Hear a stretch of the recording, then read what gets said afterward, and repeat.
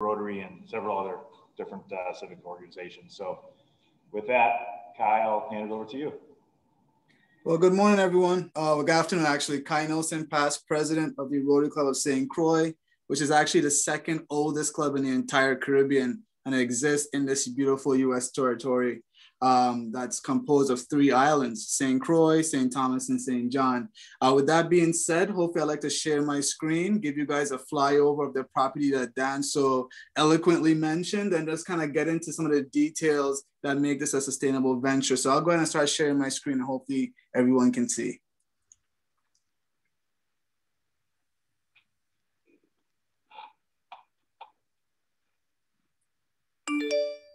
All right, great.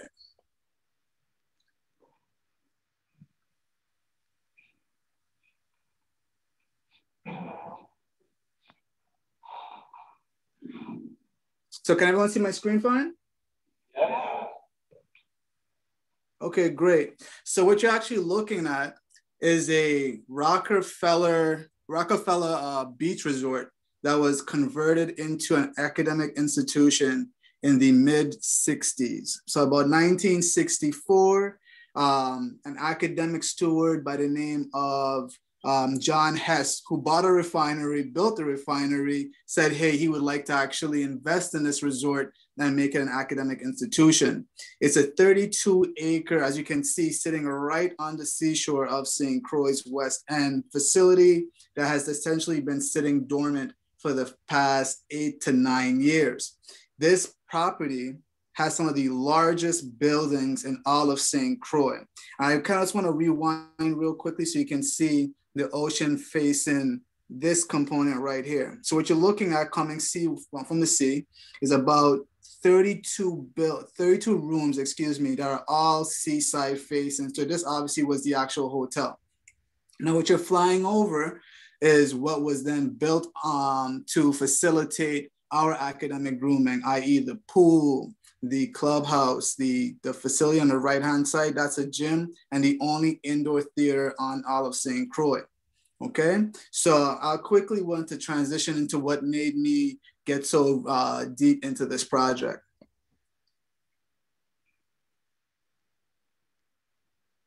I caught the Rotary bug, and during my district conference and training down in Haiti, I came across this quote: in order for the Rotary to realize its destiny at all times, it must be evolutionary and sometimes revolutionary. This project is based on 2 of our areas of focus mainly. 1, supporting education, and 2, growing local economies. And now you can see Dan's a man of his word. Before he tore his meniscus, he was right there with us, big smiles after eating a good Cruisian lunch. We also had Bob Stewart, one of the ISC's VPs, visit. And this is a small representation of our club there in St. Croix.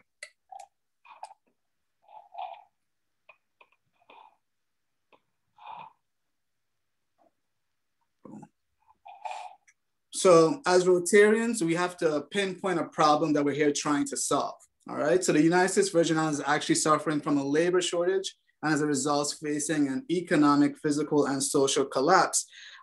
Just like what happened in many cities, our annuity system, our employees' retirement system is failing. From the digital and technical training component, we have a utility company that's owned by the government that's also failing. And as Dan mentioned before, we're here facing the rising strength of hurricanes. Irma Maria was just the tipping point, and we have to do something about it. So from my Rotarian hat, I started developing this project along with my fellow Rotarians in the US Virgin Islands.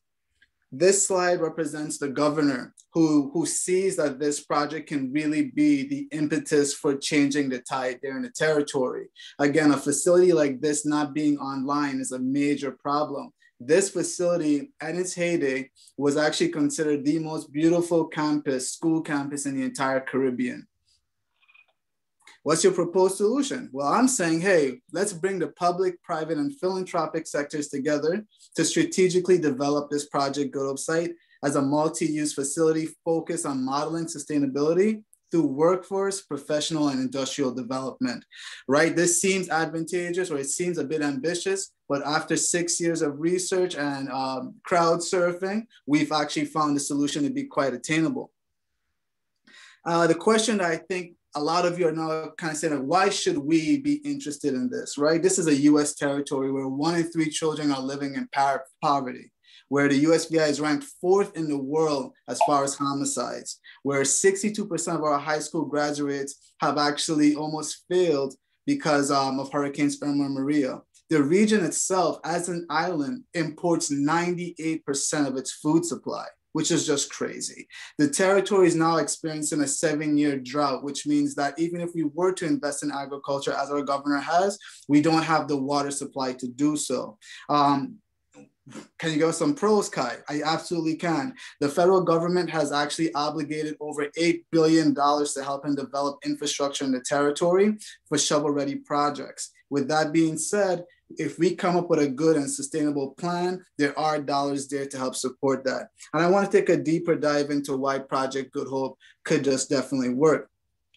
Hey, we live under the American flag, so we have to innately be concerned about financial sustainability. So I want to bring your focus to some of our business models here. One, we have an exceptional managerial structure, which you'll hear more about later in the presentation.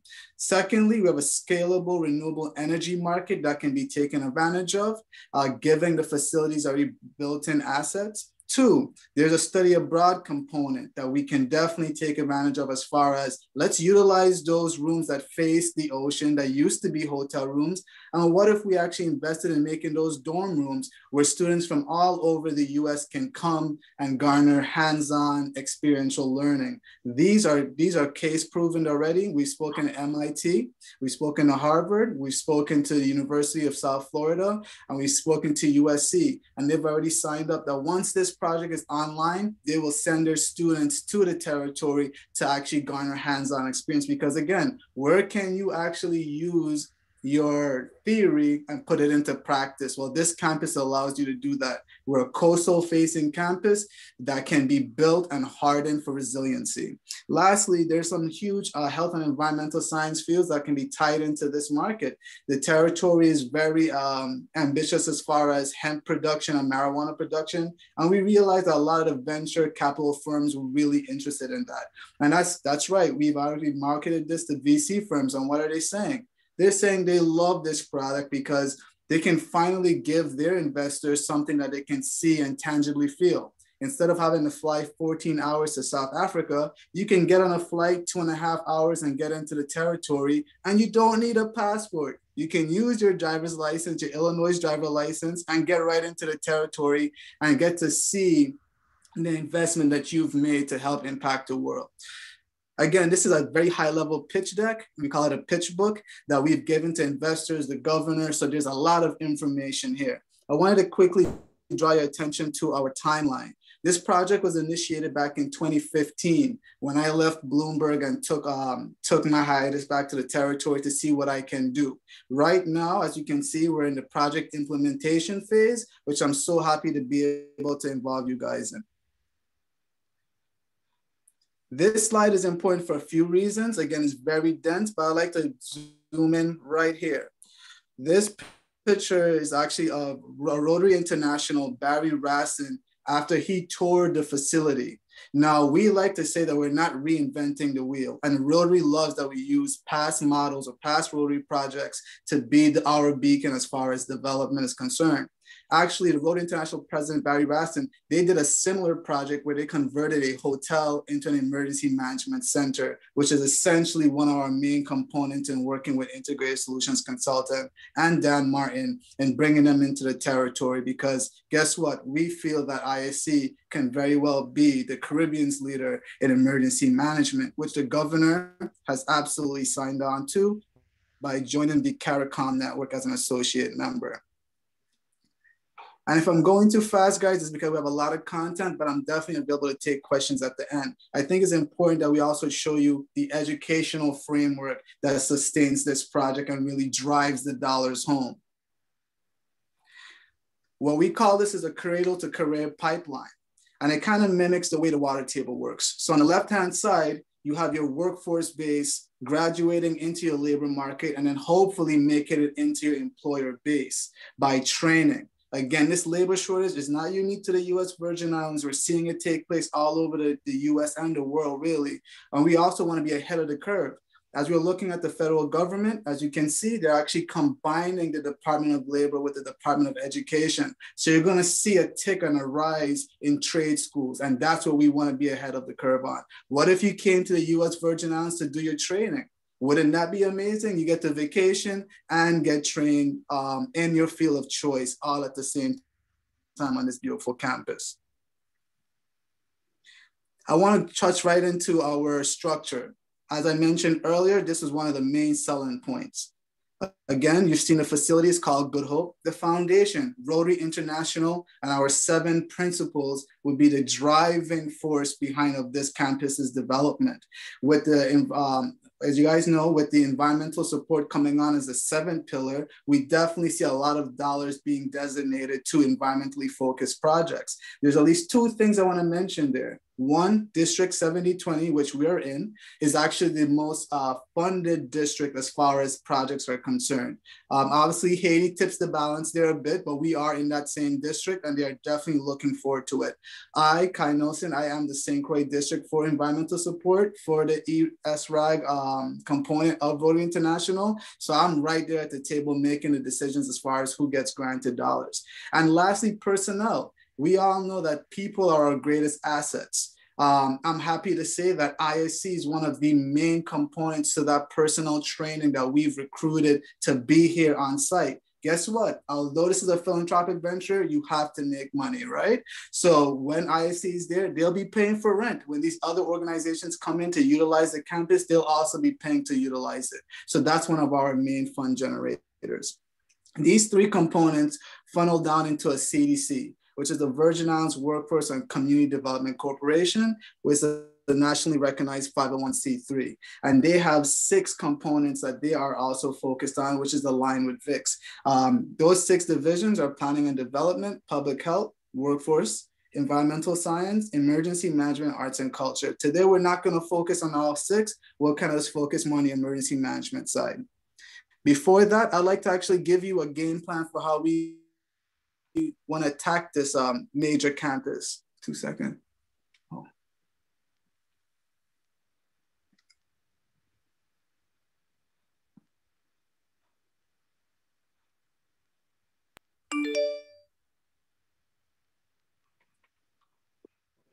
Are you able to see my screen again? Okay, great. So we've created some very dynamic slides, so just bear with me here. As you can see on the left-hand side, there's some images of the campus. Right to this right-hand side, you'll see 5 years and 3 years. So I want to give you a very tangible benchmark of what can be done within this 3-year span. Again, utilizing federal disaster relief dollars, philanthropic dollars, and some private investment. The first thing is this large Good Hope Gymnasium and the James C. Savage Theater. These 2 assets are again represent the largest building in St. Croix. So if you were to have an emergency take place tomorrow, this can be used as a secondary emergency shelter. It's actually outfitted with bathrooms inside the building. And although this sounds kind of novel to you, in the territory, this is something that's rare. We do not have buildings like this readily accessible to our people, which is a huge problem. The second project to be done within that 3-year window would be the Rockefeller building. Why is that? This building is actually outfitted with a desalination unit on site, which means that we can actually process our own water and use that to make money. Kai, please break this down. The ocean, again, can be desalinated, and then we can sell this back into that water and power utility company that I mentioned earlier that's failing. Well, guess what? We can actually process water and sell that water to the most populous side of the island, which is Frederiksted.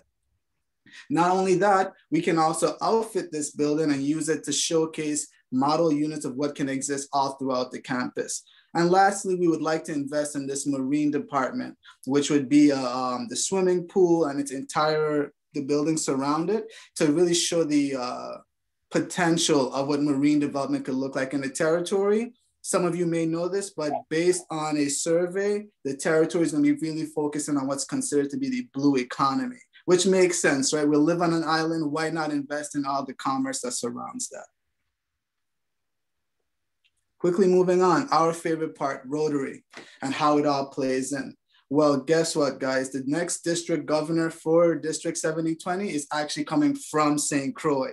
Wink, wink, hint, hint, this is not by mistake. Rotarian Deborah Howell, who was the past Adjutant General of the U.S. Virgin Islands National Guard from 2015 to 2019, is the incoming district governor for the District 7020. What does that mean? That means that hundreds of Rotarians like yourself will be traveling into St. Croix in the year of 2023 to be on island for their district conference. Guess what? As Dan has mentioned, because of the hurricanes, we don't really have facilities to facilitate that, but Good Hope can be that. She's on board and she wants to see that Good Hope becomes one of the #1 projects, not only for the territory, but for Rotary International as a whole. There's probably 1 or 2 more things that I'd like to show you, and then I'd like to actually open it up for discussion. Our VC firms that we've contacted, not only do they love the fact that the property sits on 32 acres, half of which isn't being utilized, but there's so much potential development right next to it. So as you can see from the kind of bottom of the screen here, we have 55 acres to the left of that yellow matrix, which is Good Hope. We have 55 acres to the left of it that can be used as, and it's for sale, that can also be used to complement the development that we have taken place at Good Hope. Now we keep on speaking of development. Who do we have in line other than ISC? We have the Children's Hospital of Philadelphia, the largest pediatric network in the world. They're willing to come into the territory, and we're actually working with them right now to help realize the territory's Healthier Horizon healthcare reform, which is being done by the territory's government. We also have FIFA. Yes, the local FIFA association wants to invest in this because they're also increasing their portfolio. They invest more than $1 million a year into the local FIFA association, which is called the St. Croix Soccer Association, excuse me. They get $1 million a year and they would like to start pushing it towards a facility like this. So there's a lot of potential to build out the property as mentioned, and everything is kind of in place as far as having a CDC and these other organizations be interested.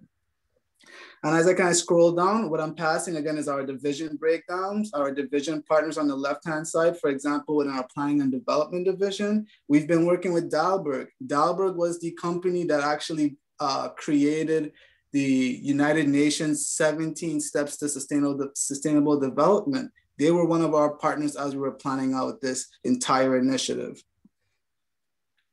And I know that Dan is not the type to brag, so this might be my moment to brag for him. In our emergency management division, as you can see, Integrated Solutions Consultant is here.